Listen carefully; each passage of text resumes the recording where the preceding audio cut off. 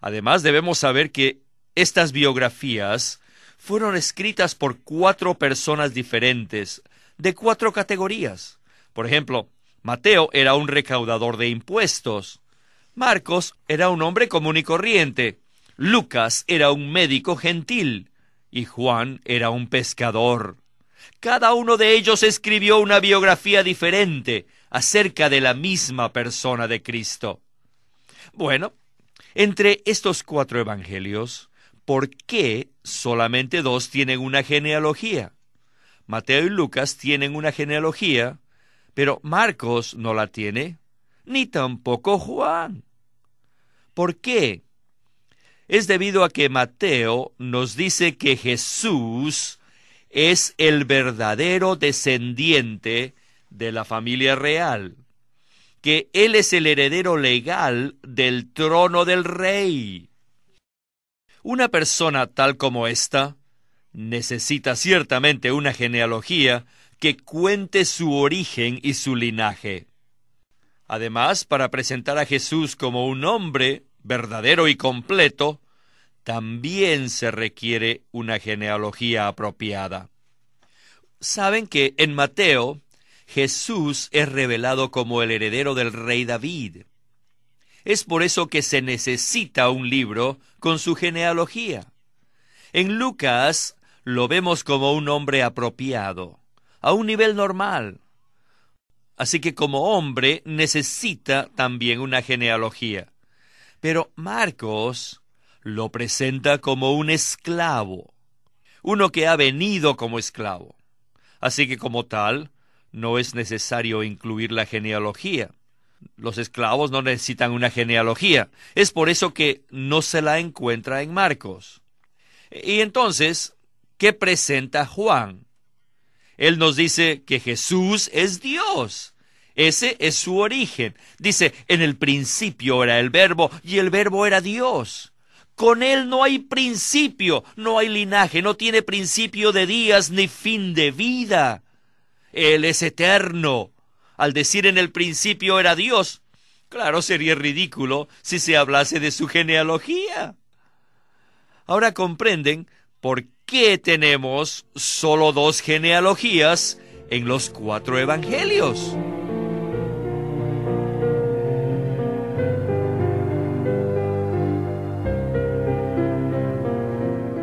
Pueden escribirnos sus comentarios a casilla postal 2121, Anaheim, California, 92814.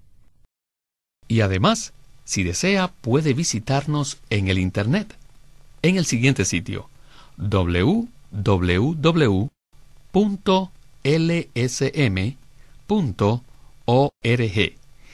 Una vez más, en www.lsm.org.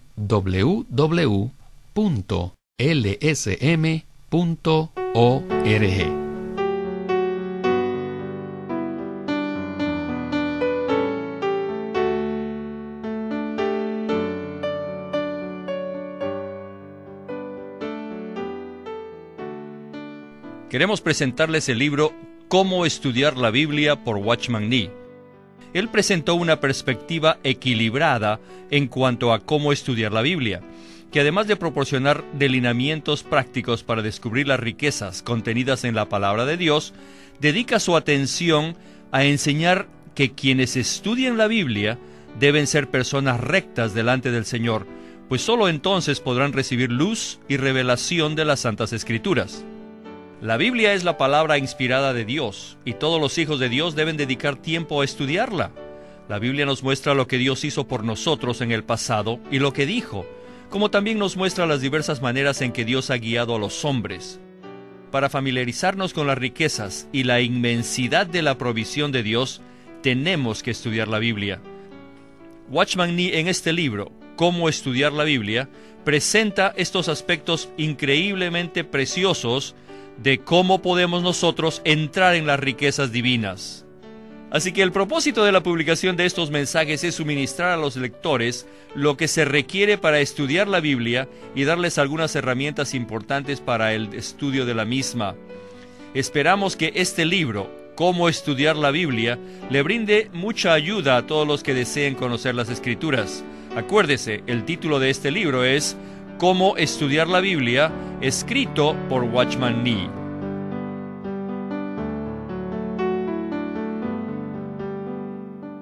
Miguel, esto es muy interesante. Por ello, quisiera que usted repitiera este punto para que quede muy claro. El punto de la razón por qué solo 2 de los 4 evangelios nos dan la genealogía de Cristo.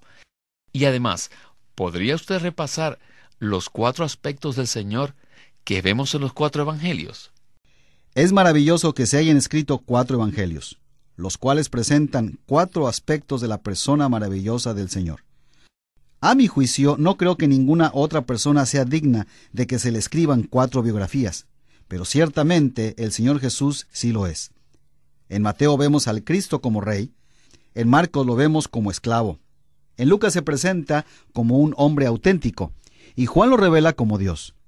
Me gustó lo que dijo el hermano Lee en cuanto al hecho de que Marcos y Juan no ofrecen la genealogía del Señor. Marcos presenta al Señor como esclavo, y en realidad, ¿a quién le interesa la genealogía de un esclavo?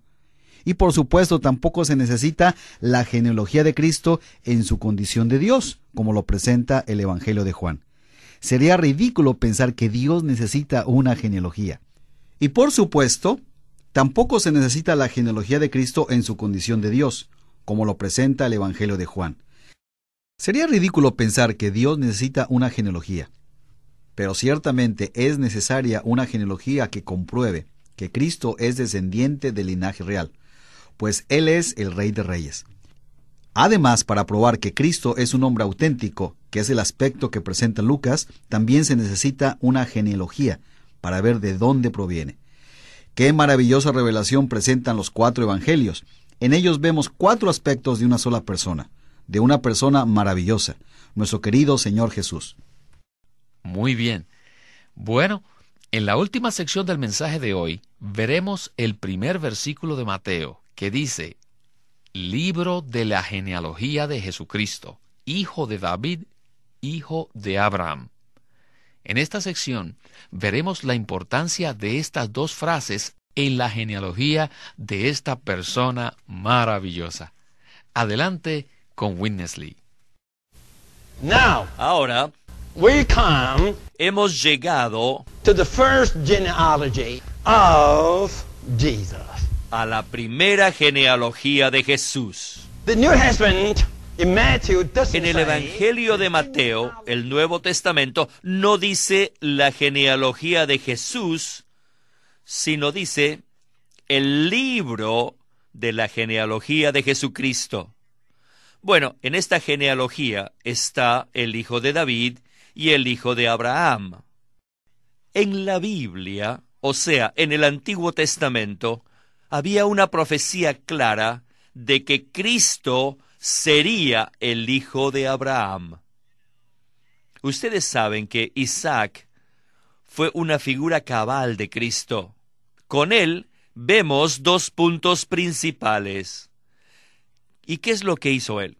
Primero, él fue ofrecido a Dios para que muriese y para que luego resucitase.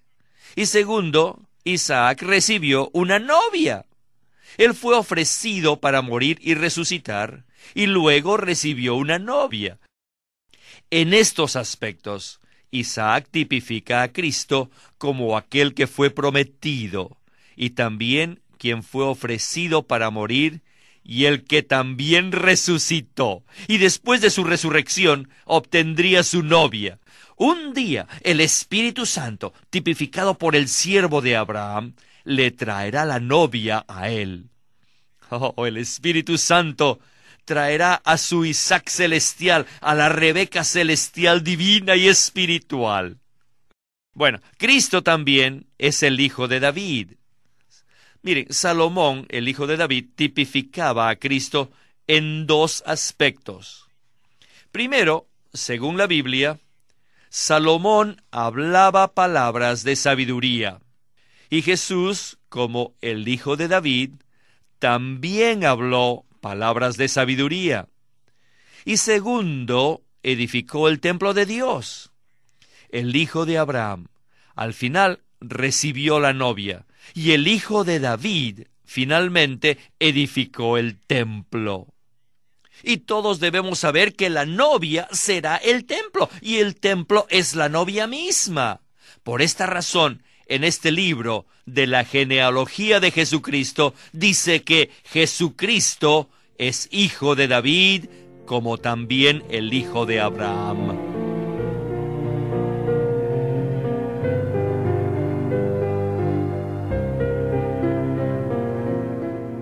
Qué bueno escuchar un principio tan maravilloso como este del estudio vida de Mateo.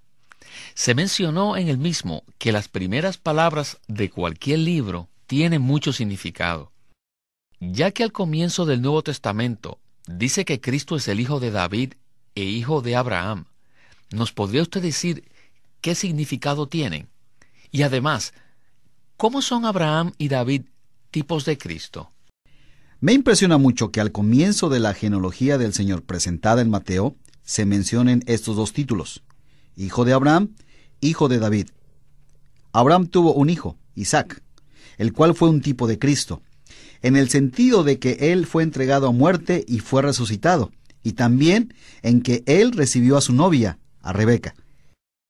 Ella le fue traída a él por parte del siervo de Abraham, quien tipifica al Espíritu Santo. Esto nos muestra una representación maravillosa, pues en realidad de este tipo vemos que Cristo experimentó la muerte y la resurrección, y él recibirá a su novia. En el aspecto del hijo de David, también vemos dos detalles importantes. Como sabemos, Salomón fue hijo de David, y él expresó palabras de sabiduría. Esto era el tipo. En la realidad vemos que el Señor Jesús hizo lo mismo. Muchos decían de él: jamás hombre alguno ha hablado como este hombre. Además, Salomón hizo algo extraordinario: edificó el templo de Dios. Ese fue un tipo de la realidad. En el cumplimiento de ese tipo, el Señor Jesús es quien edifica el verdadero templo por medio de su muerte y su resurrección. Al final, el templo llega a ser la novia. En Apocalipsis vemos que la novia es el templo y que el templo es la novia. ¡Qué tremendo! Toda la Biblia, desde el principio hasta el final, el Nuevo y Antiguo Testamento, hablan de esta sola persona maravillosa. ¿No es así? Así es. Es maravilloso saber que toda la Biblia nos presenta una persona maravillosa, el Señor Jesucristo. Bueno, hermano Miguel, estoy a la expectativa de escuchar los mensajes venideros para entrar en este estudio de Mateo, el cual nos revelará mucho de lo que no hemos visto en este Evangelio de Mateo, que es el Evangelio del Reino. Así que a nuestros queridos radioyentes, esperamos que nos sintonice en los programas venideros para disfrutar de este estudio vida tan maravilloso. Y a usted, muchísimas gracias por habernos acompañado en esta ocasión. De nada, hermano. Siempre para mí es un placer compartir con ustedes en este programa del Estudio Vida. Al finalizar este programa, queremos agradecerles por su sintonía y deseamos poder encontrarnos nuevamente en otro estudio vida de la Biblia con Witness Lee. Pueden escribirnos sus comentarios a Casilla Postal 2121, Anaheim, California 92814. Casilla Postal 2121, Anaheim, California 92814. Y además, si desea, puede visitarnos en el Internet, en el siguiente sitio: www.lsm.org, y allí también podrá escuchar todos los programas radiales del Estudio Vida. Una vez más, en www.lsm.org.